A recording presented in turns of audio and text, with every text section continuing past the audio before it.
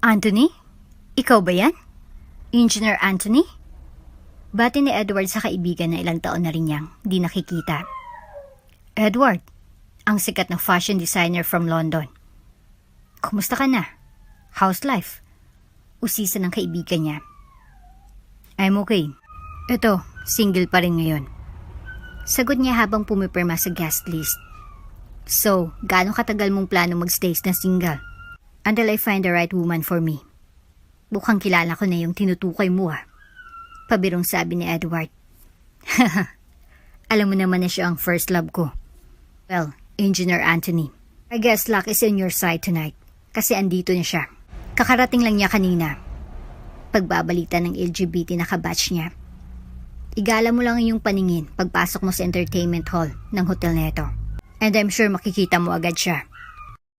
Bago ka pa lang sa channel neto, ibang kwento ni Ate Jane, istorya mo, ikwento ko. Huwag kalimutang pindutin ang notification bell at subscribe po.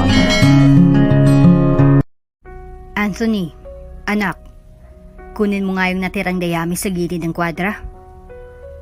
Utos ng ama niyang si Mang Oscar. Opo, itay. Aga na tinigil ni Anthony ang ginagawa nung mga oras na yon. Binuhat niyang nakataring dayami at dinala niya sa kanyang ama na noon ay abalang nagpapakain ng mga kabayo. Napaliguan mo na ba sa Bel? Tanong nito sa anak nang ito ay lumapit sa kanya. Tapos na po. Magaling kung ganun. Nagsabi na kasi si Don Enrique na parating na siya kasama ang kanyang asawa na si Doña Isabel. Kasama rin nila ang kanilang anak na si Clara. Pagbabalita ni Mang Oscar. Bumilis bigla ang tibok ng puso ni Anthony. Crush na crush niya kasi si Clara. Abot langit ang paghanga niya rito. Bukod kasi sa maganda ito, ay matalino pa. Magas pa nga lang ang pag-uugali. Sige Anthony, ayusin mo na si Bel at Apollo.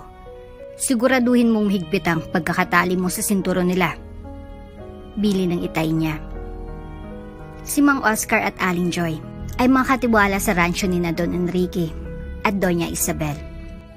Matagal na silang naninilbihan rito. Walang masabi ang mga magulang ni Anthony sa ipinapakitang kabaitan ng mag-asawa sa kanila. Kayong mag-ama, itigil niyo muna ang ginagawa niyo. Nakahanda ng almusal. Yaya ni Aling Joy sa dalawa. Papunta na po kami dyan, inay. Sagot ni Anthony. Ilang minuto matapos kumain sina Anthony at Mang Oscar, ay siya namang pagdating ng kanilang mga amo kasama si Clara. Sinalubong nila ang mga ito sa may harapan ng rancho.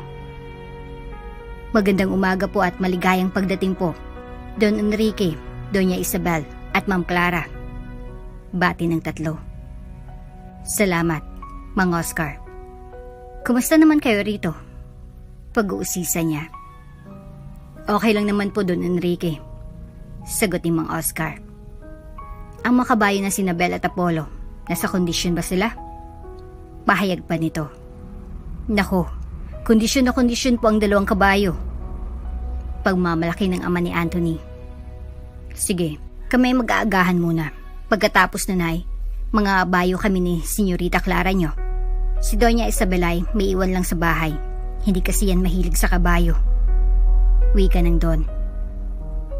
Iintindihan ko po, Don Enrique. Ipahanda ko na po ang mga kabayo sa anak kong si Anthony.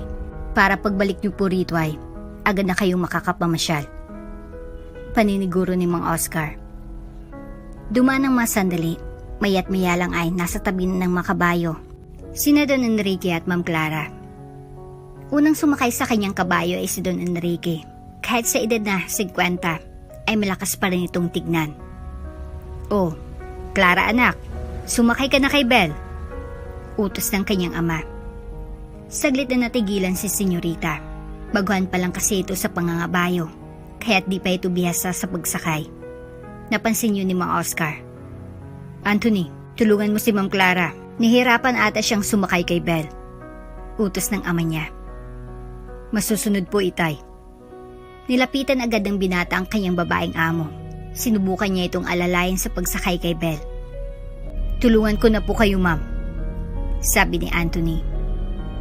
Kaya ko ito. Huwag mo na akong hawakan. Ang pagtuunan mo ng pansin ay dapat hindi gumalaw si Belle para makasakay na ako. Pabulong na utos niya para di yun marinig ni Don Enrique. Sigurado kasing pagagalitan na naman siya nito dahil sa kanyang pagiging suplada. Tingnan mo ang anak kong yan, Oscar. Suplada pa rin hanggang ngayon. Hindi na yata magbabago ang kanyang ugali. Wika ng Don. Huwag po kayo magsalita ng patapos, Don Enrique. Habang buhay tayo ay may pag-asa para magpalit pa ng pag-uugali. Mungkahi ni Mang Oscar. Sa palagay ko ay may punto ka dyan. Siguro pag nakahanap na yan ng lalaking magpapatibok ng kanyang puso ay magiging mabait na ang unika-iha ko. Sagot niya sa kanyang katiwala. Kayo pong bahala, ma'am. Basta andito lang po ako sa tabi niyo pag kailangan niyo ng tulong.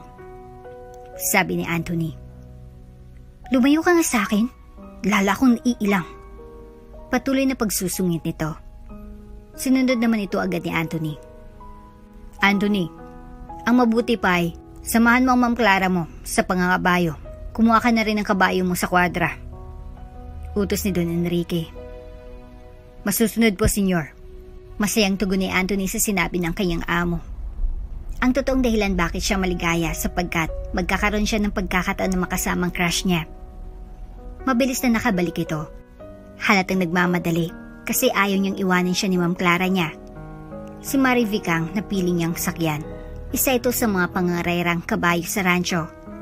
Kaya't matikas ito at mabilis. Hiya! Hiya! Sigaw ni Clara sa kanyang kabayong si Belle. Nung unay ayaw nitong kumilos. Nagtaka si Anthony sa kinikilos nito. Nilapitan niya ang kanyang senyorita habang nakasakay siya kay Marivic. Doon niya napansin na mali ang paghawak ni Clara sa reyna ng kabayo niya. Ang naintindihan kasi ni Belle ay tumigil at di umarangkada. Ma'am Clara, luwagan niyo lang po ang paghawak sa reyna ni Belle. Sabi ni Anthony. Tigilan mo nga ako. Huwag kang magmagaling. Bulyaw nito sa kanya. Tumutulong lang po ako sa inyo, ma'am. Wala pa akong intensyong masama. Sagot niya. Basta, tumahimik ka. Walang nagawa si Anthony kundi sundin ang utos ng kanyang senyorita. Crush niya kasi ito at ayaw niyang magkaroon ito ng bad impression sa kanya. Bawas pogi points daw yon. Hiya! Hiya! Nagpatuloy pa rin si Clara sa maling ginagawa niya hanggang sa nainis na si Belle at bigla itong tumindig. Sumigaw ang kabayo ng pagkalakas-lakas. Pagkatapos ay bumulusok ito ng takbo. Munti ka nang mahulog si Clara sa pagkakaupo sa silya ng kanyang kabayo. Nakaramdam ito ng matinding takot. Senyorita! Senyorita! Sigaw ni Anthony habang pilit na hinahabol si Clara. Pinali niya si Marivic para mas tumulin ang takbo nito. Dahil nga sa racehorse ito, madali niyang naabutan si Belle at Clara. Hinatak niya ang reyna ni Belle upang tumigil ito. Dahan-dahan itong bumagal sa pagtakbo hanggang sa nakatayo na lamang ito na humihingal. Okay lang po ba kayo, Ma'am Clara? Usisa ni Anthony. Okay lang ako. Mihinang sagot niya. Nagulat kasi si Belle sa mga ginawa niyo, kaya siya napatakbo ng mabilis. Paliwanag ni Anthony. Salamat. Salamat. Pagod na sabi nito. Tama ka. Dapat ay nakinig ako sa'yo. You saved me. You're my hero. Wika nito sabay hawak sa kamay ni Anthony. Nabigla ang binata sa nangyari. Ngunit kalma lang siya. Baka kasi mabuking ng kanyang senyorita na may lihim itong pagtingin sa kanya. Sa di kalayuan ay nakita pala ni Mang Oscar at Don Enrique ang kabayanihang ginawa ni Anthony. Namangha sila sa katapangan ng binata. Ibang klase yung anak mo, Oscar. Sabi ni Don Enrique. Manang-mana sa'yo. Kung di dahil sa kanya, malamang napahamak na si Clara ko. Pahayag pa niya. Ginawa niya lang po ang trabaho niya, senyor. Sagot naman ni Mang Oscar. Iniatang ko sa kanya responsibilidad ng pangangalaga kay Ma'am Clara sa pagkakataon na ito. At sa wari ko, ginampanan naman niya ito sa abot ng kanyang makakaya. Magaling ang anak mo. Patuloy na wika ng Don. Patunay na lubos na humanga ito sa anak ni Mang Oscar. Mamaya, pagbalik natin sa bahay, papuntahin mo siya sa akin. Nais ko siyang makausap. Utos ni Don Enrique. Sige po, senyor. Sagot naman ng ama ni Anthony. Samantala, sina Anthony at Ma'am Clara ni Twy nangangabayo na sa di kalayuan. Tinuturuan siya ng anak ng katiwala nila. For the first time, nakikinig ito sa kanya. Upang di po magulat si Belle, dapat ay huwag niyo pong higpitan masyado ang paghawak sa reyna niya. Kapag ganito kasi ang masasaktan nito at mag-iisip ito ng gagawin upang alisin kayo sa pagkakaupo sa likod niya, katulad po ng ginawa niya kanina. Mahabang paliwanag ni Anthony. Natakot rin kasi ako kanina, kaya nahigpitan kong hawak ko. Depensa ni Clara. Normal lang po yan ang maramdaman niyo, ma'am. First time niyo po kasing sakyan si Belle. Ayaw ko sana kaso, ito naman kasi si Papa, mapilit. Ngumiti na lamang si Anthony habang malagkit na tinitigan sa mata si Clara. Mas lalo yatang lumalim ang paghanga nito sa kanya, lalo na't nagkakagaanan na sila ng loob. Papa, did you see what Anthony did? Paniniyak ni Clara sa kanyang ama. Yes, I did. Thankful nga ako sa kanya. He saved your life back there. Sabi ni Don Enrique.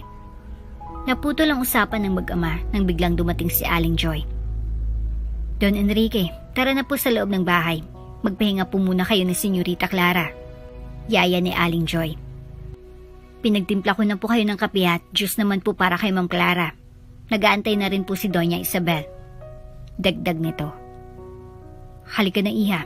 I think you need a break matapos ang lahat ng nangyari kanina. Tawag ni Don Enrique sa anak niya. Sige, Papa.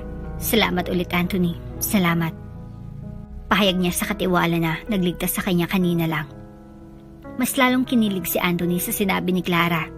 Kung pwede ngayon tumalon siya sa tuway, tatalon siya.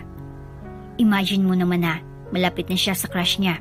It's definitely one step closer sa puso niya. Makarang ilang oras ay kinausap ni Don Enrique ang binata tulad ng biling niya kay Mang Oscar. Iho, ilang taon ka na? Bunga nitong tanong. 15 years old po, Don Enrique. Kinakaba niyang sagot. Abay, kasing edad mo lang pala si Clara ko. Bulalas ng Don. Opo, siguro po. Sabi ni Anthony. Saan ka pala nag-aaral ngayon? Usisa pa ng amo niya. Tumigil po ako saglit. Kinukulang po kasi sa budget sina inay at itay. Nagbi-maintenance na po kasi sa itay. Ganun ba? Gusto mo bang makapag-aral ulit? Oo naman po. Papayag ka ba kung sa paras na eskwela ni Ma'am Clara mo ka papasok? Hindi agad nakasagot si Anthony. Nagulantang kasi ito sa mungkay ni Don Enrique. Okay lang ba sa'yo, iho? Ulit ni Don Enrique. Napansin niya kasi na walang reaksyon ng binata. Opo. Sigurado ka ba dyan sa desisyon mo? Kasi pag pumayag ka sa sinabi ko, doon ka muna maninirahan sa mansyon namin at hindi dito sa rancho. Mawawalay ka sa iyong mga magulang at kapatid. Dugtong ng mistisong amo niya. Pag-isipan mong mabuti. Kausapin mo ang inay at itay mo. Sabihin mo sa kanilang inaalok ko. Huwag silang mag-alala kasi sagot ko lahat ng pangangailangan mo. Paniniguro ng Don. Pasusunod po. Ano nga palang gusto mong kunin sa kolehiyo? Inhinyero po. Nais ko po sanang kumuha ng kurso po sa pagiging civil engineer. Magandang karera yan. Pangarap mo bang magdisenyo ng mga bahay? Hindi lang po yun, Don Enrique. Bala ko po gumawa ng mga naglalakihan at nagagandahan na gusali dito at sa ibang bansa. Pagyayabang niya. Mas maigi pa lang naisip mo, iho. Natawang sabi ng kanyang amo. Sige, ulitin ko. Ipaalam mo muna kay na Itay Oscar at Inay-Joy mo ang inoffer ko sa'yo. Sana'y malaman ko ang kasagutan mo bago kami umalis pabalik ng mansyon sa Sabado at nang mapaghandaan natin ang paglipat mo doon. Opo, senyor. Salamat po ulit. Tumayo mula sa kinaupuan niya si Anthony. Matapos itong magpaalam sa Don, agad niyang hinanap ang itay at itay niya upang ibalita ang mungkahin ng amo. Nako, magandang balita nga yan, anak. Sabi ni Mang Oscar. Kaya mo bang mawalay sa amin? Usisa ni Aling Joy. Kakayanin po. Para naman po ito sa inyo at sa mga kapatid ko. Sagot niya si inay na nakikitaan ng kalungkutan sa kanyang mukha. Ngayon lang mapapalayo si Anthony sa kanila at parang di niya kakayanin. Huwag po kayong mag-alala. Gagawin ko po ang lahat para makatapos ako. At kapag may trabaho na ako, igagawan ko kayo ng bagong bahay. Pangako nito sa magulang. Sige Anthony, pumapayag na kami ng inay mo. Wika ni Mang Oscar. Maraming salamat, itay at inay. Pangako ko po, gagawin ko ang best ko para matupad ko ang lahat ng sinabi ko sa inyo. Maligayang umalis patungong kwadra si Anthony. Dalawang bagay kasing nangyari sa kanya nung araw na yon na lubos na nagpabago sa takbo ng kanyang buhay. Una, ay nagkalapit na sila ni Ma'am Clara niya bilang magkaibigan at makasama pa niya ito sa bahay at maging sa pinapasukan nitong paaralan. Dumating ang Sabado. Aalis na sina Don Enrique, Doña Isabel at Clara sa rancho. Kinausap muna ng Don si Anthony upang malaman kung pumayag ang magulang niya sa mungkahi niya. Anthony, iho, anong sagot ng itay at inay mo sa inoffer ko sa'yo? Tanong nito sa binata. Pumayag na po sila, senyor. Okay lang daw po sa kanila. Tama ba itong sinasabi ng anak niyo? Oscar Joy? Baling nito sa kanyang mga magulang na nasa likuran na pala niya nang di niya namamalayan. Opo, senyor. Totoo po. Sagot ni Mang Oscar habang buhat-buhat nito ang mga bag nila. Kung ganun ay, wala na tayong problema. Pasukan na sa susunod na buwan. Pasusundo na lang kita rito sa susunod na linggo. Ihanda mo ang mga kailangan mo para sa enrollment. Bili ng Don kay Anthony.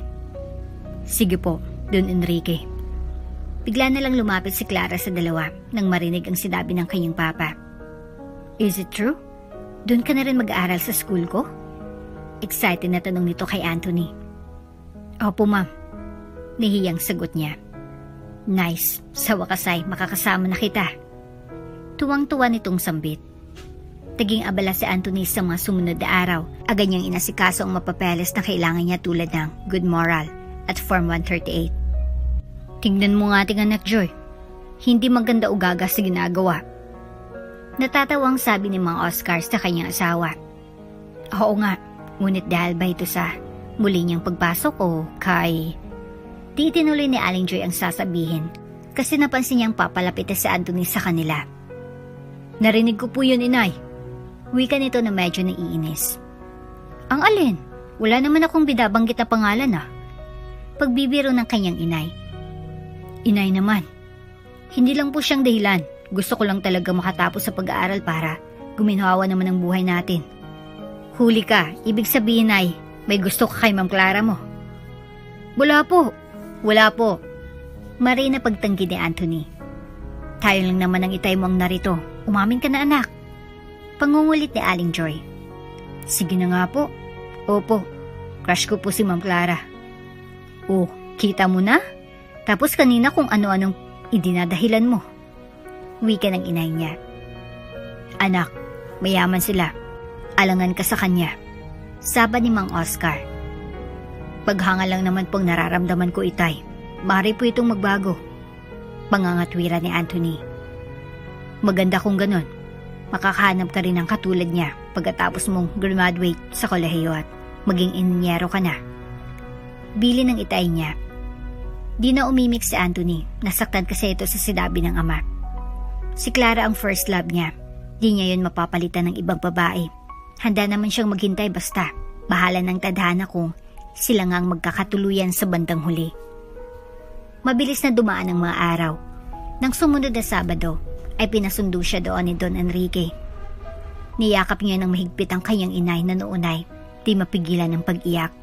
Matagal kasi bago niya makitang muli ang panganay na anak. Andito ka na pala, iho. Bati ni Don Enrique sa binata. Opo, kakarating ko lang po. Sagot niya sa amo. Welcome sa aming mansyon. Sana'y ituring mo ito na pangalawang tahanan mo. Dagdag nito. Oo naman po. Masayang sabi ni Anthony. Myla, samahan mo siya sa kanyang magiging kwarto. Mula ngayon ay ituturing niyo siyang bahagi ng aming pamilya. Utos ng Don. Masusunod po, senyor. Nagulat si Anthony sa binanggit ng amo niya. Bahagi ng pamilya? Paano ako naging bahagi ng pamilya nila? Pabulong na tanong nito sa sarili. Sobra naman yata ang pagtrato na yon sa kanya ng Don. Dito ang kwarto mo. Kasama mo ba dito sa Mario, na family driver natin? Maaari mo nang ilagay ang mga gamit mo dyan sa cabinet. Utos ni Ate Myla niya. Sige po ate, tugon niya. Samantala sa may salas. Pa, dumating na ba si Anthony? Excited na tanong ni Clara sa ama niya. Yes, Iha. As a matter of fact, pinasamahan ko siya kay Myla sa kanyang kwarto. Wika ni Don Enrique sa anak. Great. Can I bring him to the mall? Mamamasya lang po kami pa. She knew some kind of welcome party for him as a thank you gesture. Paglalambing ni Clara. No problem. Whatever my unika Iha wants, she will get. Sagot ni Don Enrique sa bugtong na anak nito. Apple of the eye ng Don si Clara. Nag-iisang anak niya kasi ito. Subalit dahil sa gawing yun ay lumaking spoiled brat ito, which explains yung pagiging suplada nito minsan, just like the first time na magkita sila ni Anthony sa rancho. Anthony? Anthony, andyan ka na ba sa kwarto mo? Sigaw nito sa may hallway papunta sa servants' quarters. Nalimpungatan ng binata. Patulog na sana siya dahil sa sobrang pagod sa malayong biyahe. Opo, senyorita. Sagot niya. Nice. Can I come in? May sasabihin lang sana ako. Palambing niyang paghingi ng pahintulot. Oo naman po. Pahayag ng binata. Alright, papasok na ako. Takasuot na ng dark green halter top si Clara at maong jeans. Sa baba naman ay sneakers ang gamit niya. Mas lalo itong nagpatingkad ng angking kagandahan niya. Nabighani tuloy si Anthony nang makita niya itong nakatayo sa pintuan ng kwarto niya. Nagpaalam na ako kay Papa na isasama kita sa mall ngayon. It's my way of thanking you for everything that you did for me. Kaya huwag ka nang tumanggi kasi pumayag na siya. Kwento nito sa binata. Ma'am? Huwag na po. Nakakaya po. Saka wala po akong isusot na pang mall. Pagdadahilan niya. Magagalit ako pag di ka sumama. Also, isa rin sa dahilan ay bibili tayo ng mga isusot mo for school. I want you to be presentable. Siyempre ikaw ang... Di na ituloy ang sasabihin pa niya kasi biglang dumating si Myla. Ma'am Clara, hinahanap kayo ng mama niyo. Balita niya sa kanyang senyorita.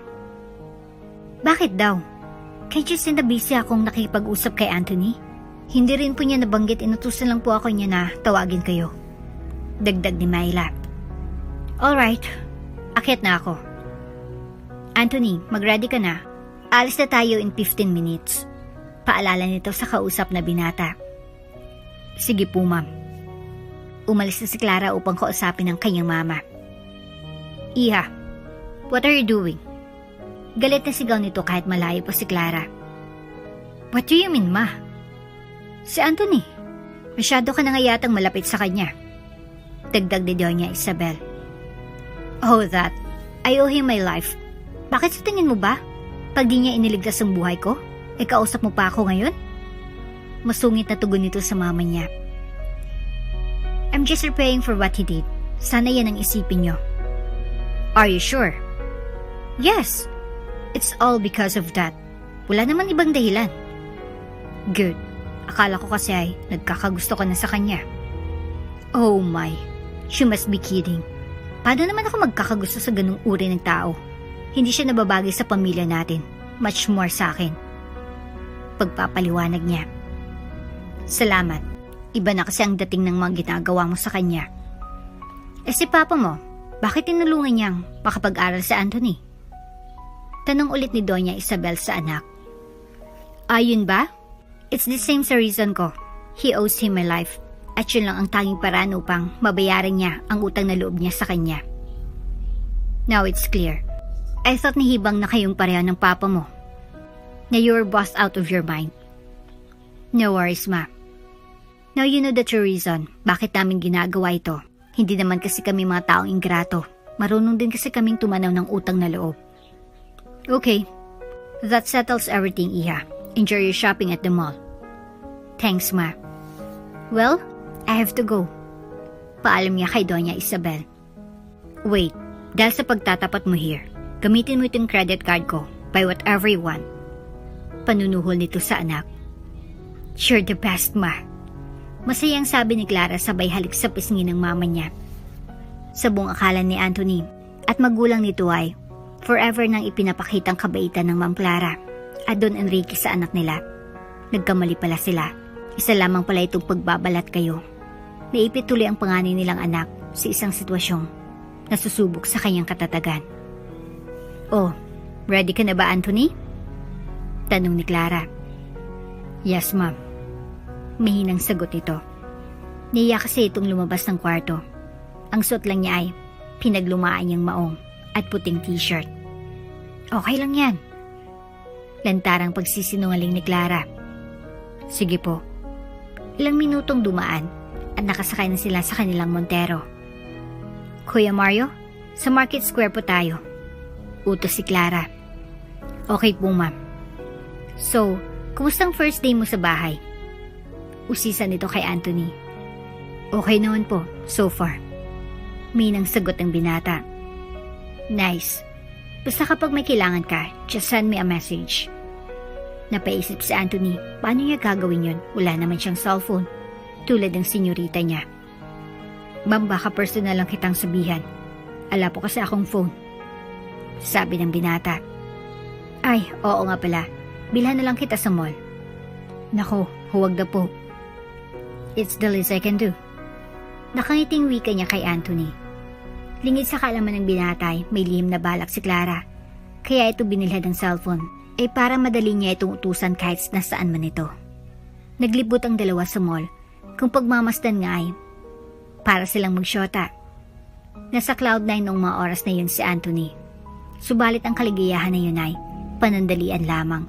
Ilang saglit lang ay dumating ng mga barkada ni Clara. Hello friend, bati ni Ayan, ang low na LGBT na kaibigan niya.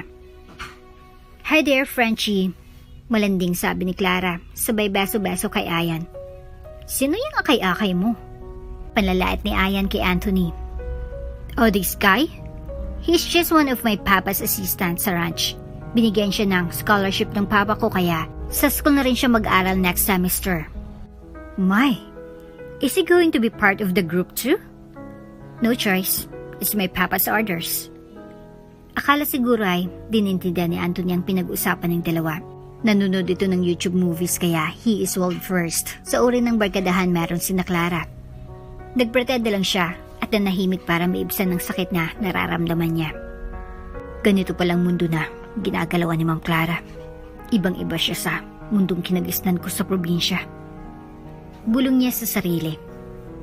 Pero matibay ako. Hindi ko susukuan ng mga ganitong tao. Same lang kami na nilalabas mula sa aming katawan. So paano sila nakaangat sa akin? Anthony, tara na. Let's go to the department stores to look for some clothes that would fit you. Pasosyal niyang sabi. Still pretending to be sweet sa kanya kapag silang dalawa lang ang nag-uusap at malayo ang mga kaibigan niya. Nadagdagan pang inis ni Anthony nang makita nila sa mall ang isa pang barkada ni Clara. Oh sweetie, how's my gorgeous amiga? Hiyaw ni Eliza, ang maldita niyang kaibigan since elementary days.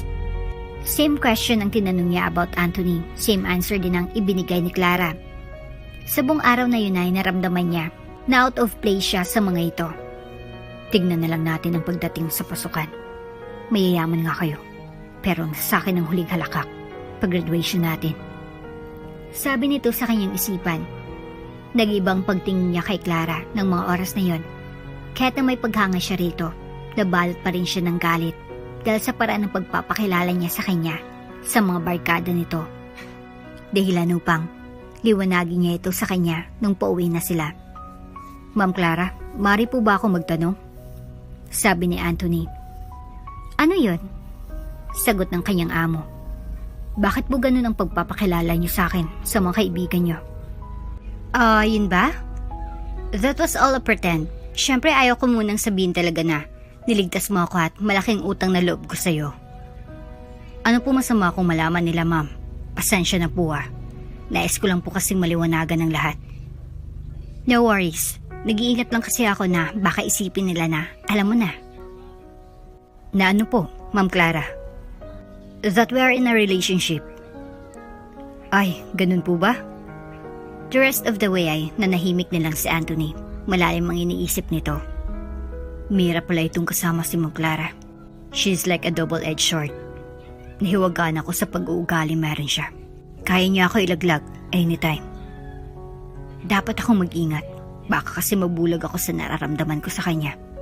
At mahulog na ako bigla sa kanyang patibong. Yun ang katapusan ng mapangarap ko. Sa kabilang banday sa may dinadaanan nilang tanawin, nakatingin si Ma'am Clara niya. Nagmumuni-muni rin ito ukol sa usapan nila kanina. Palabas lang ang lahat ng pakikitungo ko sa'yo. Gagamitin ka lang namin ni Papa sa pag-abot sa mga pangarap namin. Ngunit hindi ko maunawaan ang idinidikta ng puso ko ukol sa'yo. I think I'm falling for you. Kaso kailangan kong sundin ang nais ng Papa ko. As they say, blood is thicker than water. Mabilis na dumaan ang mga araw. Sa Ukasay School opening na ng Asian School of Business Management. Hi, Clara. How was your summer vacation? Pag-uusisa ni William, isa sa mga masugi niyang manliligaw ever since na nagsimula siyang mag-aral sa school na yon. None of your business. Stay away from me. Huwag mo sirain ang araw ko. Unang araw pa lang ng school year. Galit na sagot nito sa kanya. I have to thank the stars, Ngay, for this. Imagine, ikaw ang unang dilag na nasilayan sa campus. What are the odds of that, diba? Ikaw masaya, ako naman naiinis. By the way, sino yung kasama mong unggoy? He is not unggoy. He is my papa's assistant sa rancho. At nandito siya para mag-aral kasama ko. Ano yan, bodyguard mo? Nope, di lang siya assistant ng papa ko. Boyfriend ko rin siya. What? You heard it right, William? Boyfriend ko siya. I need proof. Kailangan mong patunayan na both of you are in a relationship sa harapan ko. At anong gusto mong gawin namin? Kiss him. Tingnan ko kung kaya mong gawin ito. Nag-isip muna si Clara kung halikan nga niya si Anthony o hindi. At kung sakali, saan naman? Sa pisngi o sa lips? Kikilos na sana siya nang biglang umeksena si Ayan. Huwag na huwag mong susundin ang kagustuhan ng siraulong half-breed na yan. Sino ba siya para diktahan ka? Sabi ng LGBT na kaibigan. Hindi mo naman siya ex kasi never mo naman siyang naging syota. Mas okay pa nga itong si Pogi kesa yan sa Amerikanong hilaw na yan. Pagtataray ni Ayan habang hinahaplos ang baba ni Anthony. Yes, Ayan is right. I do not have to prove anything to you kasi there was never an us. Natawa si Anthony sa nangyayari sa harapan niya. Matitikman na sana niya ang mga malalambot na labi ni Ma'am Clara niya. Epal kasi itong si Ayan. Dahil napahiya si William, ay minabuti lang niyang umalis. Pero may iniwan itong babala kay Anthony. Anong tinatao mo dyan? Unggoy, it's not over between the two of us. May araw ka rin sa akin. Nagpanting ang tenga ni Anthony sa narinig. Papatulan na sana niya si William pero may naramdaman siyang kamay na mahigpit na humawak sa kanyang braso. Hayaan mo na siya, Anthony. He is not worth your time. Saka baka di mo siya kayanin. Mas matangkad siya sa'yo. Kawawa ka lang. Nagulan si Anthony sa narinig. Hindi niya mapagtanto kung ano talagang ibig ipihawatig ni Clara sa kanyang mga tinuran. Binaliwalaan niya lang ang mga sinabi nito. Move on ika nga. Mas mahalaga pa ang pakay niya sa eskwelahan na yun. Ang makatapos at maging isang ganap na civil engineer. Halika na, Pogi. Pasok na tayo sa unang klase natin. I'm sure malaking help ka sa amin. Tansya ko kasi ay, di ka lang gwapo kundi may brains din. Yaya ni Ayan sabay hawak sa kamay niya. Tama ka dyan, Frenchie. Dagdag naman ni Eliza, nakakarating lang nung oras. Just in time bago dumating ang teacher nila. Anthony, dito ka na lang maupo sa tabi ko. Utos ni Clara. Sinunod naman ito agad ng binata kasi syempre, bukod sa amo niya ito ay may lihim na pagtingin pa siya rito. Naging makabulan ang araw na yun kay Anthony. Ang dami kasing mga bagay na naganap sa tanang buhay niya ay noon niya lang naranasan. Araw-araw ay naging ganun kaganapan sa buhay niya. Kapag may quiz sila, siyang inaasahan ng mga kabarkada ni Clara at si Clara mismo para kopyahan nila ng sagot. Nung una ay okay lang sa kanya, subalit naglaon ay naiinis na ito.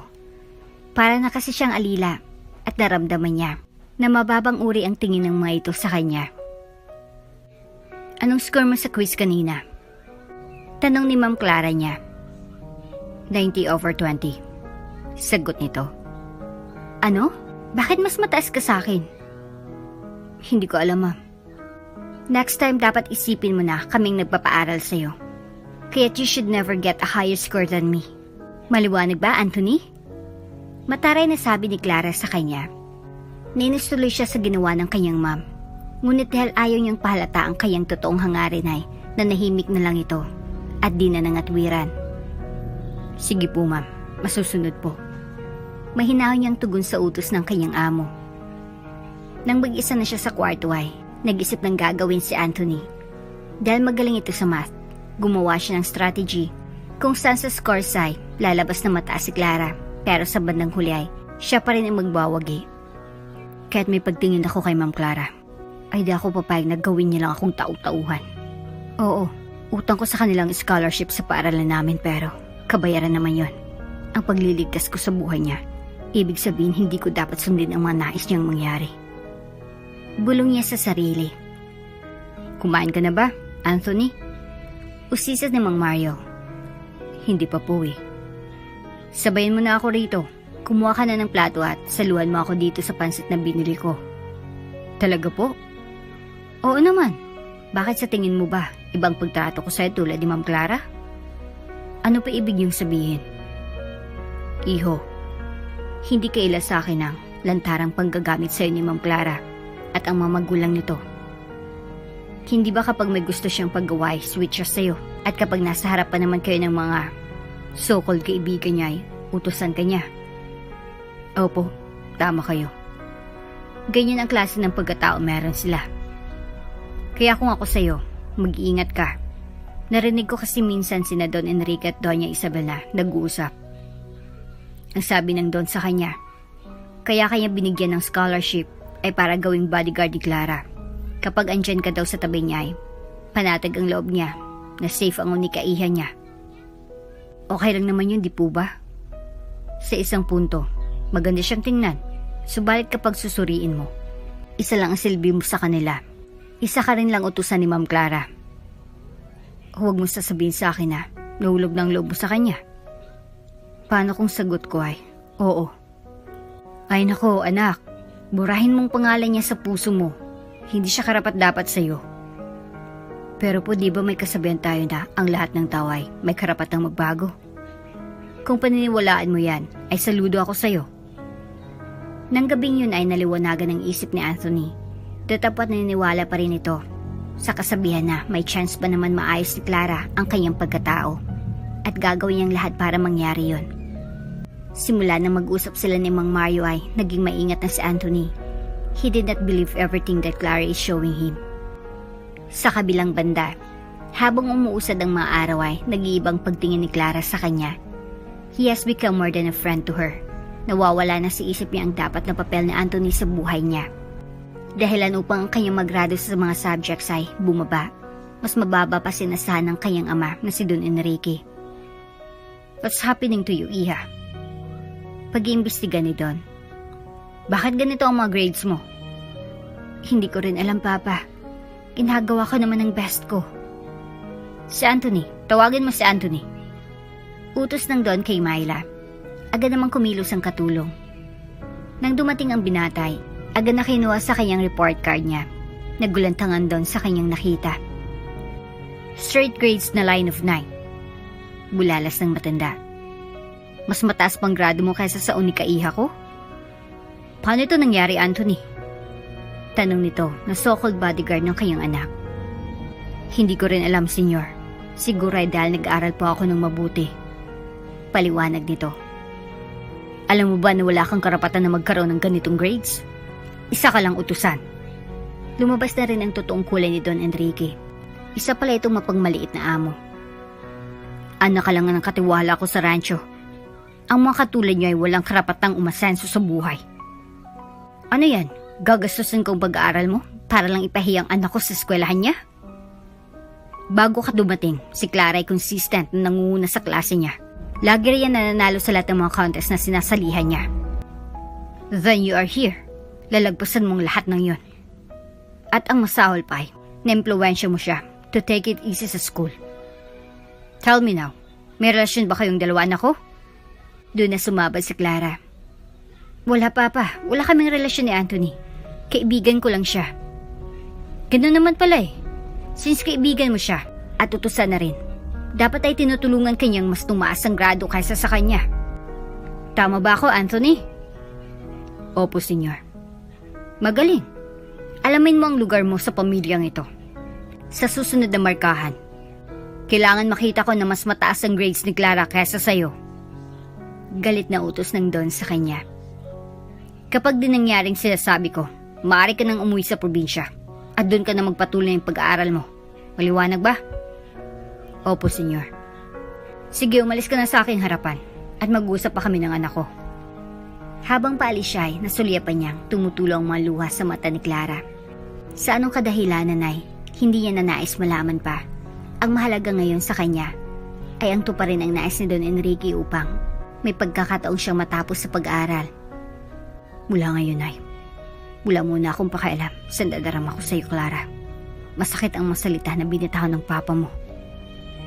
Tutulungan kita na makuha ang mga grades na gusto niya. Subalit gagamitin din naman kita sa aking pagnanais na maabot ang aking pangarap.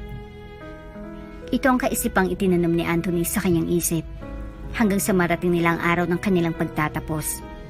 Clara became the valedictorian and Anthony the salutatorian. Ngayon tapos na sila sa high school ay lantaran niya nang ipinahayag ang kanyang nararamdaman sa amo niya. Congratulations, Clara. Bati niya rito. Congratulations din, Anthony. We made it. Sagot niya. Meron sana ako yung pagtatapat sa'yo. At ano naman yun? Ngayon na tapos na tayo, siguro naman ay maaari na kitang ligawan. Ligawan? Sure ka ba yan sa sinasabi mo? Oo, siguradong sigurado ako sa nararamdaman ko sa'yo. Sa tingin mo ba, nababagay ka sa akin? Anak ka ng katiwala lang namin sa rancho at ako naman ay anak ni na Don Enrique at Doña Isabel. Mahal kita, Ma'am Clara, at yan ang dinidikta ng puso ko. Well, wala akong pakialam dyan sa sinasabi ng puso mo. Siguro kung noon ka pa nagtapat sa akin ay sinagot kita. Pero ngayon na wala ka ng silbi sa akin. Aaminin ko, minahal kita noon. Hinangaan kasi kita dahil iniligtas mo ako. Gulong-gulong ang isip ko kasi di ko alam kung alin ang susundin ko. Ang papa ko o ang puso ko na ang laman ay ikaw. Hindi mo na ba maibabalik ang nakaraan? Tanong ni Anthony. I'm sorry.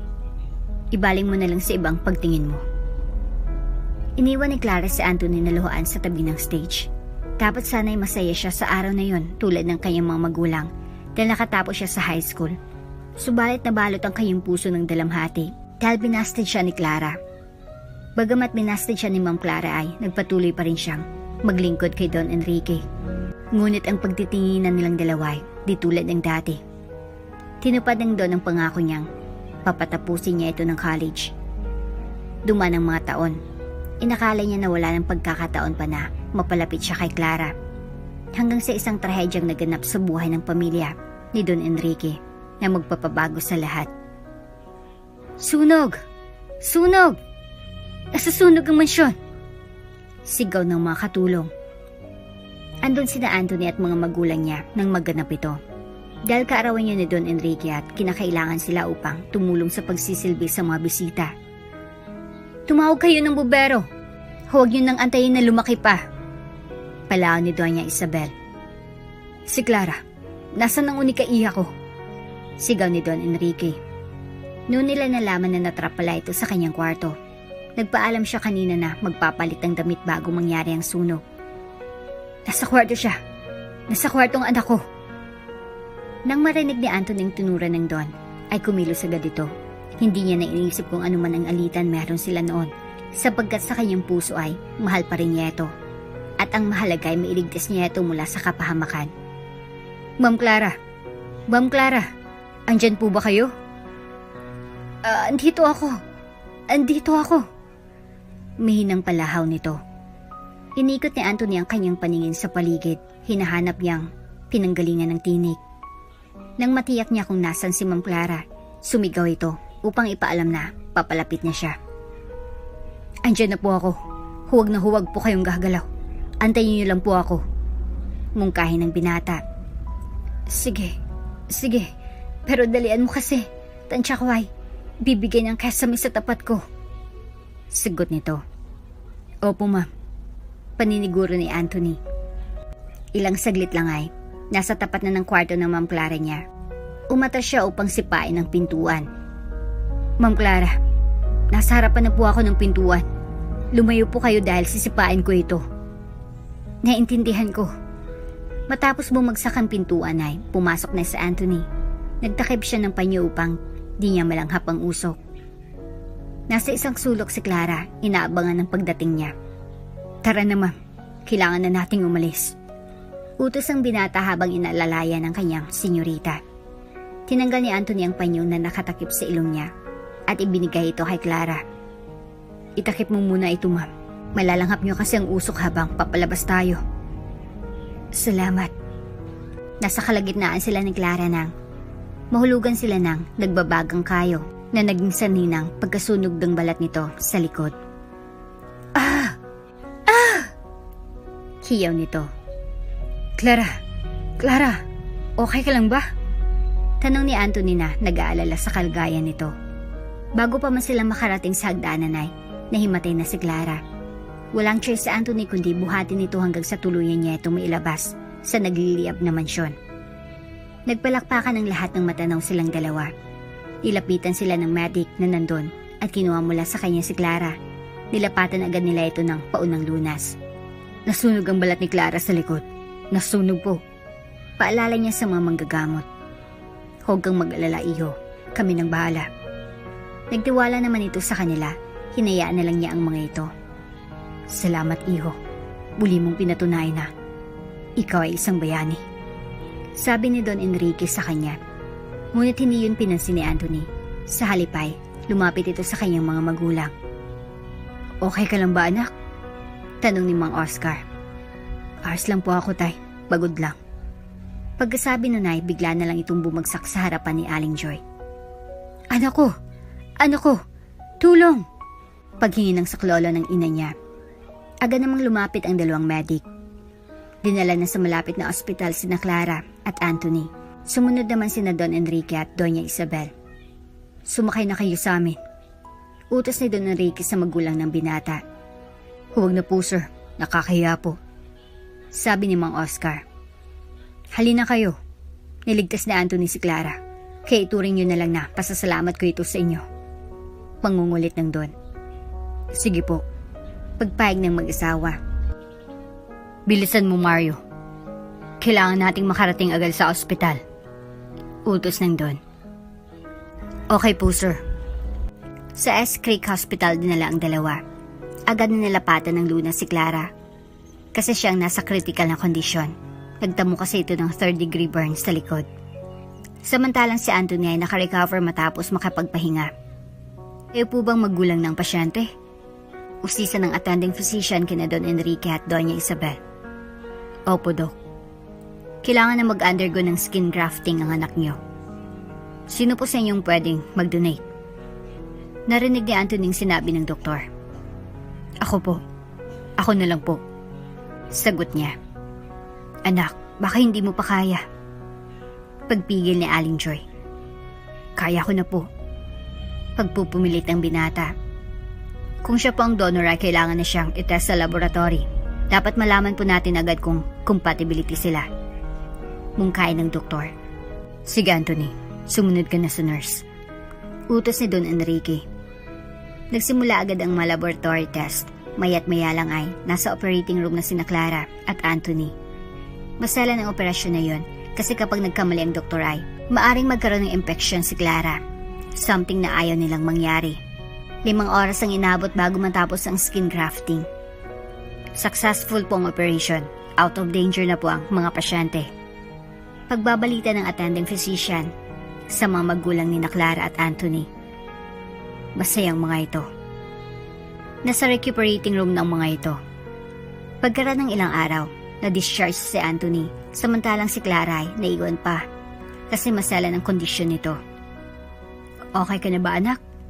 Paniniguro ni Aling Joy. Opo, inay. Ang mahalaga sa akin ay gumaling na si Clara. Sabi nito sa inay niya. Ngumiti na lang si Aling Joy. Naintindihan niya kasi ang nararamdaman ng anak. Duman ng ilang buwan, sa wakas ay nakauwi na si Clara sa mansyon. Salamat naman sa Diyos at magaling ka na, anak. Sabi ni Doña Isabel. Sumasakit pa ang likod ko, Mama. Wika ni Clara. Normal lang yan, Iha. Give the skin grafting time to heal. Andito lang kami ng papa mo para alalayan ka. Paniniguro niya.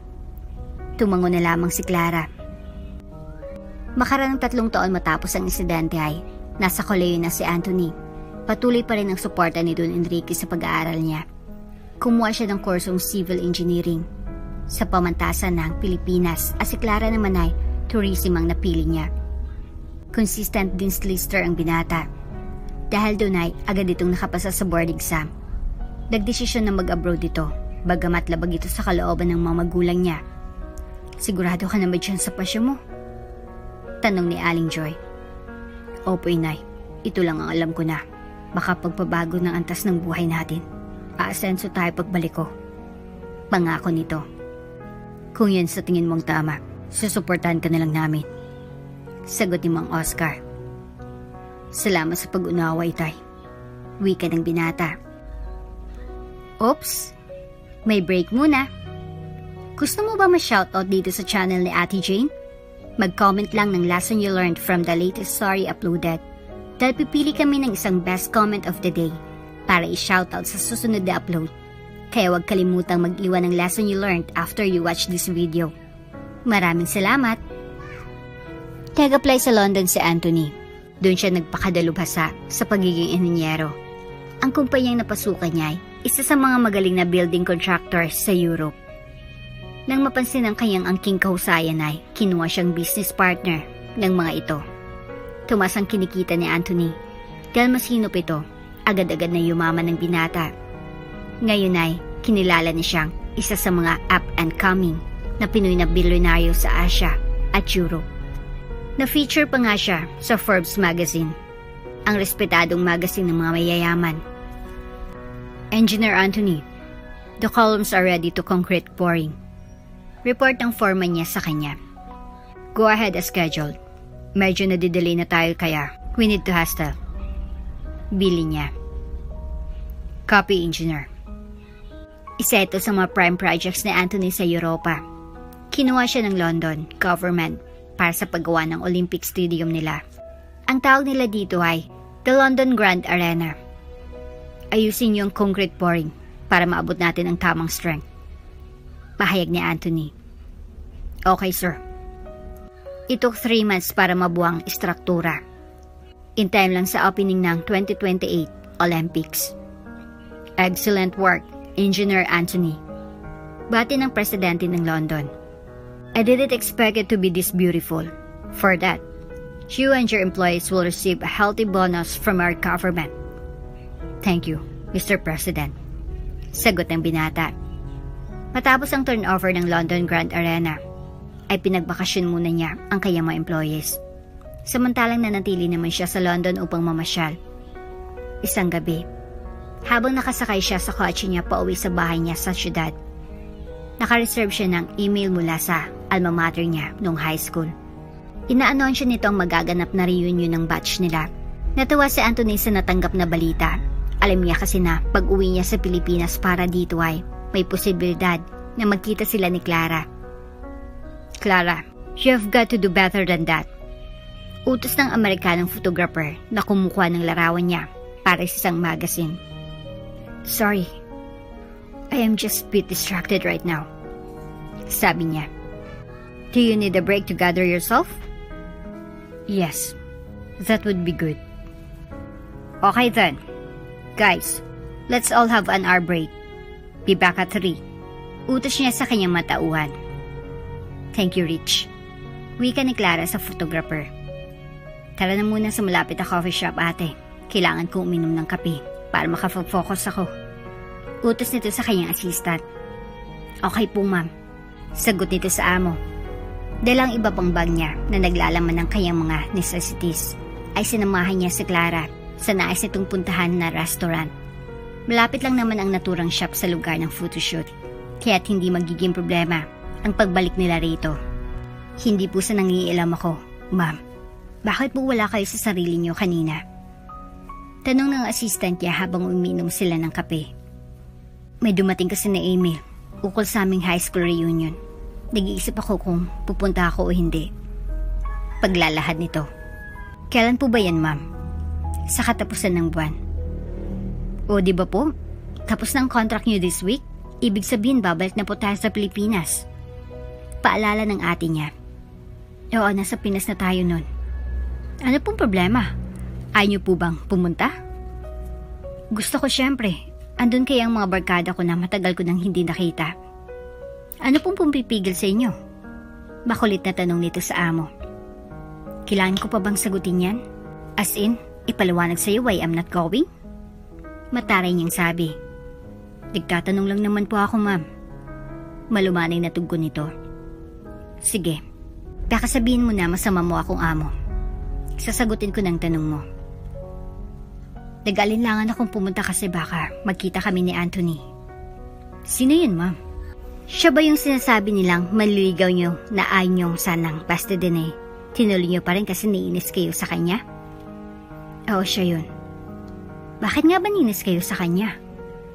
Kasi hindi niya pinapansin ng mga pasaring ko sa kanya. Alam ko naman na same kami ng nararamdaman. Pero napaka-torpe niya. Kung kailan graduation day namin, saka siya magsisimula palang manligaw sa akin.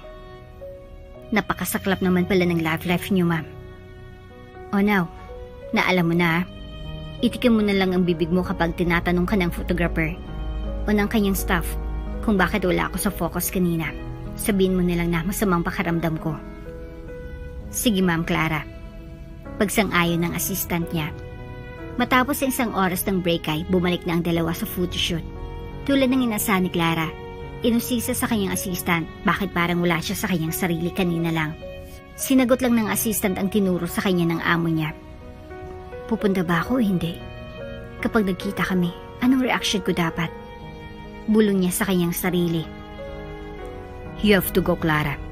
If Anthony notices na wala ka dun, it could be the end of a relationship that should have been. Sabi ng konsensya niya. Sige, pupunta na nga ako. Bahala na kung makita ko sa Anthony dun. Sigurado naman ako na hindi siya as successful as I am now. Nang matapos ang kanyang contract ay umuwi na nga ng Pinas si Clara. How was your modeling stint sa Americana? Tanong ni Don Enrique. Okay lang naman po pa. I had a wonderful time po doon. That's great to hear. So kailan ang susunod na project mo? Next month pa po siguro. I think I need a break po. Medyo napagod po kasi ako sa last na ginawa ko. Tama yan, Iha. Useless ang masyadong mapagod. Sige ka, malasyang kanya agad. Mungkay ni Doña Isabel. You need some beauty rest. Every now and then. Dagdag pa nito. Ano kaya kung pumunta ka muna sa Boracay? Magandang ideya yan, ma. But I guess I would have to do that after ng high school reunion namin. High school reunion? Opo, ma. Nag-email po kasi sa akin ng high school na may batch reunion daw kami sa Stargate Hotel. That sounds interesting. So, are you going? Oo naman po. I would not miss it for the world. Paano kung andun si Anthony? Okay lang po. Past is past. Hindi na po ako apektado ng nangyari sa amin. Besides, sino ba siya para iwasan ko? He's just a boy na binasted ko nung high school days ko. Alam mo, Iha, it looks as if hindi yun talagang nararamdaman mo para sa kanya. May tinatago ka sa akin. Naman. Call it motherly instinct. It seems kasi na may feelings ka pa para sa kanya. Napilit mo lang binabaliwala dahil na late na nung niligawan ka niya. Ma, if I have feelings for him, di sana nung high school pa lang kami, sinagot ko na siya. He was just one of those pesky boys na nanggulos ng buhay ko. Ipaalala ko lang ha, dahil sa pagmamahal niya sa iyo ay naras niya ang buhay niya para mailigtas ka dun sa sunog. Kasalanan niya yun, ma, kung napahamak siya while doing that. Nobody asked him naman to do that during that time. Iha, guys like him are rare nowadays. I guess ang reunion nito ang alignment ng inyong stars. Malay mo after this event ay mabalitaan ko na kayo na. Panunukso ng mama niya. Hindi mangyayari yun, ma. Mark my word. Oops. As your Lola loves to say, huwag mong salita ng patapos cause she never knew what will happen next. Hay nako, ang dami mong alam na drama, ma. Sige po, iwanan ko muna kayo dito sa salas. Akit lang po ako sa kwarto ko para magpahinga. Sige anak, sana ay mapanaginipan mo si Anthony. Dagdag nito habang pumapanaog ng stairs si Clara. Ma, hindi yan mangyayari. Matagal na nakaidlip si Clara. Malayo kasi ang bansang pinanggalingan niya. Nagising lang siya nang biglang tumunog ang kanyang phone. Hello, Clara? Tanong ng caller sa kabilang linya. Who's this? Si Ayan ito, Frenchie. Sigaw ng tumawag. Ikaw pala. It's been a while since nagkausap tayo ah. Oo nga eh. Busy kasi ako masyado sa mga modeling stints ko. I have been in and out of the country the past 6 months. Pagkukwento nito. Dako friend ha, nabalitaan ko na isa na pala sa mga sought after models sa Amerika at buong mundo. Supermodel material ka daw. That's true. Kaya mas lalong mahirapan ang mga boys na manlikaw sa akin. Speaking of boys, have you heard na Anthony is in town? Pupunta daw ito ng high school reunion natin. To tell you the truth, friend, wala naman akong pakialam if he will dare. He is just a part of my past. There. Nasasense ko na nagsisinungaling ka sa akin. Ramdam ko na may pagtingin ka pa rin sa kanya. Wala akong nararamdaman para sa kanya. Kahit kailan ay, di nagkaroon ng puwang ng katulad niyang lalaki sa puso ko. Okay, if you say so. Basta kapag ayaw mo na sa kanya, ibalato mo na lang siya sa akin. Ngayon pa lang, iyong-iyo na siya. Go to go, Frenchie. Need to take my meal. And do some exercise para maging fit ang katawan ko. Alright, Clara. See you at the reunion. Paalam ni Ayan. Maraming sa mga taong nakapaligid sa kanya ang nagsasabing mahal pa rin niya si Anthony. She keep on denying it, subalit naniniwala sila na nagsisinungaling ito. Ano kayang gagawin ko para maramdaman nila na I never loved him? Bulong niya sa kanyang sarili. Hindi nga ba? What if ligaw niya ako ngayon? Itong gumugulo sa isip ni Clara habang nakahiga siya sa kama. Mom?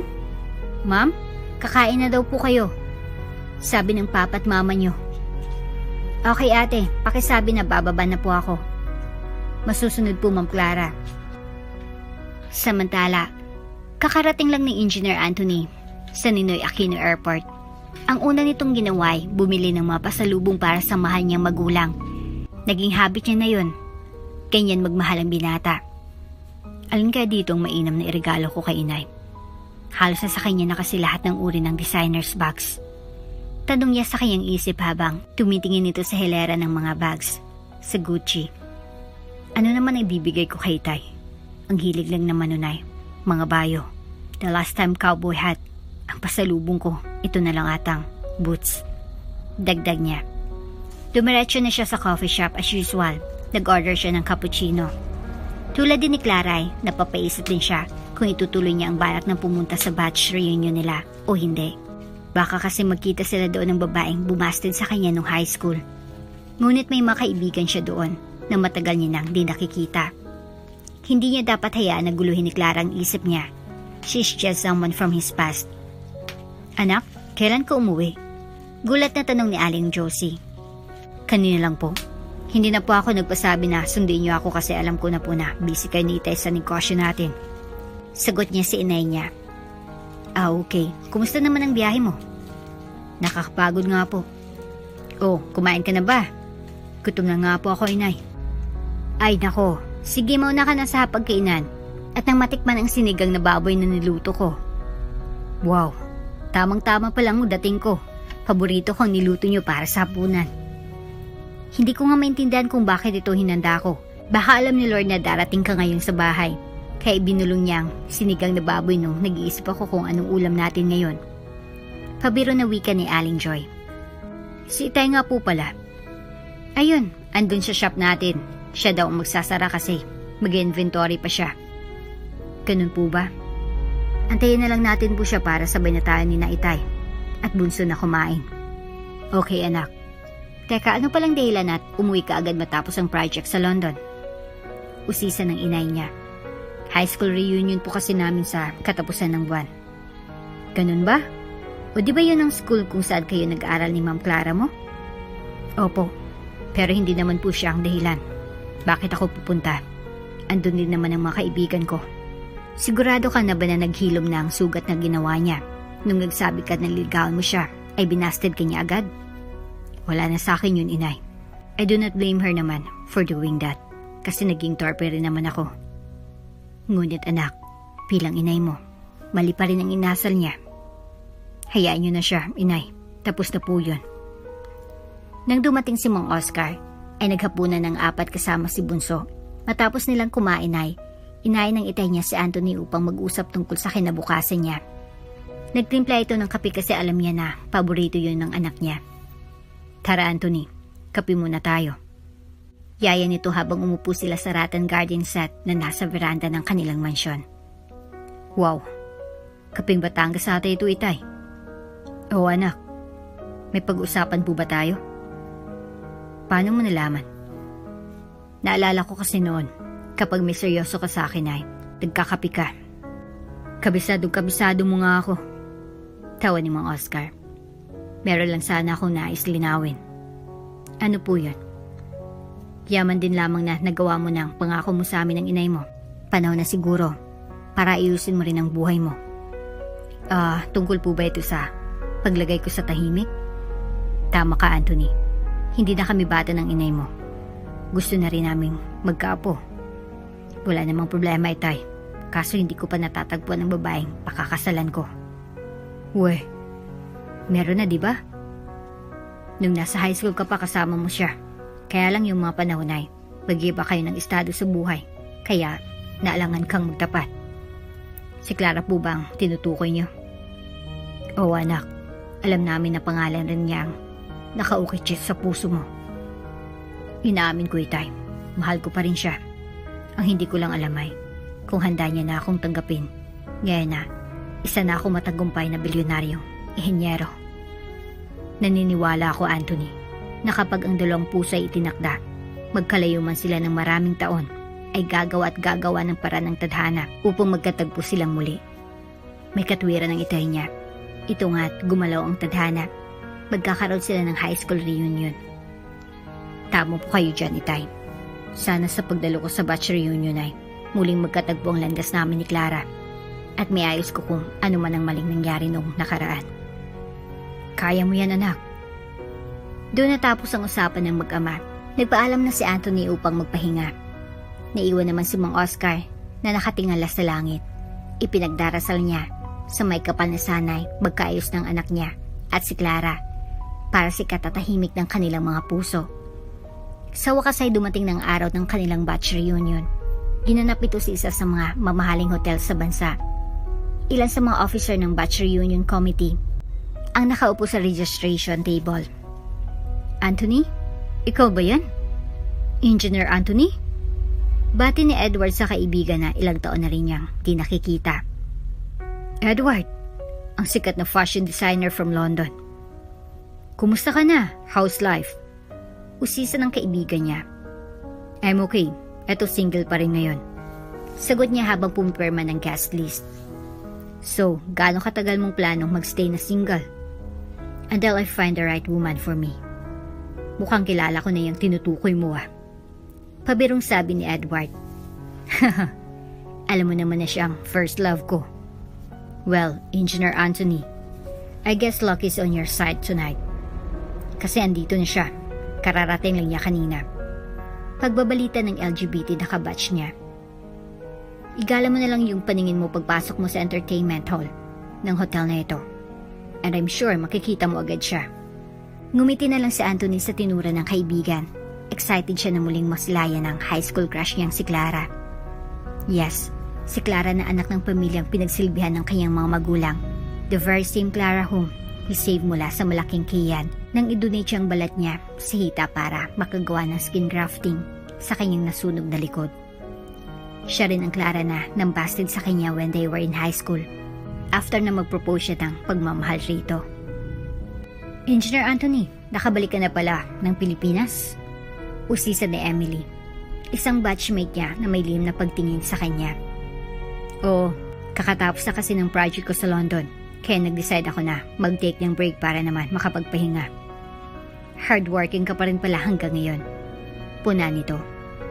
Hindi naman. Ito lang kasi ang nagpapasaya sa akin ngayon. Ikaw kung sinagot mo ako nung niligawan kita during high school days, edi sana araw-araw kang maligaya sa piling ko. Malandi nitong sagot. Sige, medyo naahaw ako. Pupunta muna ako sa bar para uminom. Sabi nito kay Emily upang makaiwas siya sa panunukso nito. Nang nasa bar na si Anthony ay umorder na siya ng kanyang favorite drink, Scotch on the rocks. This is the life. Bulong niya sa sarili. Siguro naman hindi na ako pagtatawan ng mga batchmates ko. Kasi isa na akong bilyonaryong inhinyero. Salamat sa tulong ng nasa taas. Nagawa kong pagtagumpayan lahat ng pagsubok sa buhay ko. Dagdag niya pa. Bartender, isang ang margarita. Order ng isang familiar na boses para kay Anthony. Bigla itong lumingon sa direksyon ng pinanggalingan ng tinik. Nagulat ito sa kanyang nakita. Si Clara, ang kanyang first love. Katabi niya ngayon sa bar. Hi there. Bati niya rito sa minang boses. Clara? Clara Santillan, right? Paniniguro niya. Yes, it's me. Paano mo ako nakilala? Do I know you from somewhere? Tanong nito sa kanya. Anthony Bernabe, from high school. Ay, ikaw pala. Hindi kita nakilala. Ang laki kasi ng pinagbago ng itsura mo. Kumusta ka na? It's been a while since I saw you. Eto, isa na akong modelo ngayon. Pagyayabang niya. You haven't changed. You're still as gorgeous as ever. Thank you. Well, I have to go. Hinahanap na kasi ako ng friends ko. Okay. Wika ni Anthony.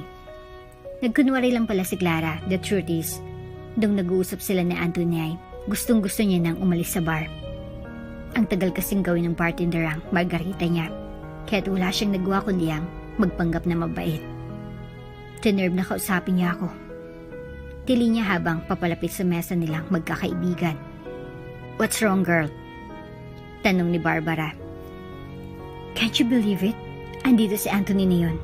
The very same guy na stalker ko nung high school. Pagbabalita niya.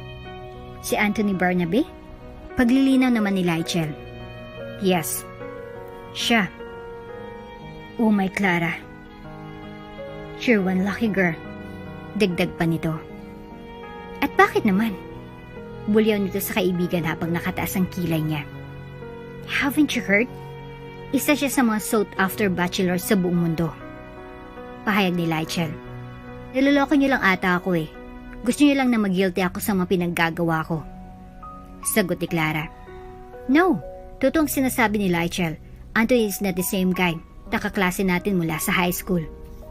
Paliwanag ni Barbara. At paano naman na ibang Anthony na ito? Pag-uusisa ni Clara. Isa na siyang bilyonaryo na inhinyero, my dear. Pahayag ni Barbara. Go ahead.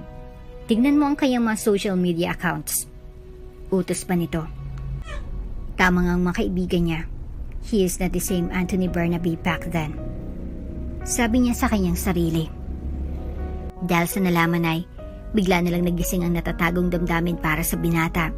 Mas lalo itong sumidhi nang madiskubre itong lihim na magpapaalala sa kanya tungkol sa nakaraan. Something that would make her understand kung anong uri ng pagmamahal meron si Anthony para sa kanya. Nanunay, gusto na sana niyang ialis sa kanya when they were still in high school. Magandang gabi, batchmates. Nes po sana naming ipaalam na magkakaroon po tayo ng reunion king and queen. Sabi ng presidente ng kanilang batch na si Edward. Kaya kung may nais po kayong i-nominate, please click the link we sent on our messenger group chat. Hanggang 11:30 lang po ang botohan. You only have 3 hours to do this. Dagdag pa nito. Upang magkaroon ng malaking chance ng kasama ni Anthony ang first love niyang si Clara, naghanap si Edward ng mautusan para mag-dominate sa kanilang dalawa. Habang lumalalim ang gabi, isang programang inalay ng batch nila para sa kanilang beloved teachers. Pinarangalan nila ang mga ito at binigyan ng regalo. Isa sa mga nag-donate kay Engineer Anthony Bernabe ang nagbigay ng tig 25,000 sa mga ito. Hindi rin nagpahuli si Clara na mag-donate ng tig 15,000 sa mga teachers nila. Buong gabi ay nag-asara ng dating mag-amo hanggang sa dumating na nga ang oras upang basahin ang nanalong reunion king and queen. Batchmates, nasa akin na po ang resulta ng balota. Excited the wika ni Edward. Handa na ba kayong malaman kung sino ang ating reunion king and queen? Tanong nito sa mga nag-aabang na batchmates niya. Oo. Sabay-sabay na sigaw ng mga ito. Ito na, ang ating reunion queen ay walang iba kundi si Clara Montenegro. Hiyaw ng lahat. Kasama na doon si William Johnson, ang Phil-Amyang manliligaw noon. That's my girl, bro. Look how gorgeous she is in that dress. How I love to have her all by myself tonight. Pagmamayabang ni William. You're going to get her, bro, because you are going to be the reunion king. Pambobola ng isa niyang kabarkada. Nagpatuloy si Edward sa kanyang announcement. At ang ating reunion king ay walang iba kundi si... Drumroll please. Engineer Anthony Bernabe. Tagulat ang lahat sa naging resulta ng balota. No man, I should be the king. Pagwawala nito habang umakyat si Anthony sa stage. Dahil hindi niya matanggap ang pagkatalo. Agad niyang sinugod ang binata at hinila niyang suot nitong coat and tie na naging saninang pagkapunit nito. Nagulat si Clara sa nangyayari. Wala siyang magawa kundi ang panuorin lamang ang dalawang lalaki na nag-aaway ng dahil sa kanya. Natapos ang kaguluhan ng inawat sila ng iba nilang lalaking batchmates na andon. You're disgrace to this batch. Get out of here. We don't need you. Galit na sabi ni Edward kay William. You and your kind do not deserve to live here, in our country. Dagdag pa niya. We're not done. We're not done. Sigaw ng Amerikano kay Anthony. I'll be waiting for you. Anytime. Anywhere. Sagot naman ni Anthony.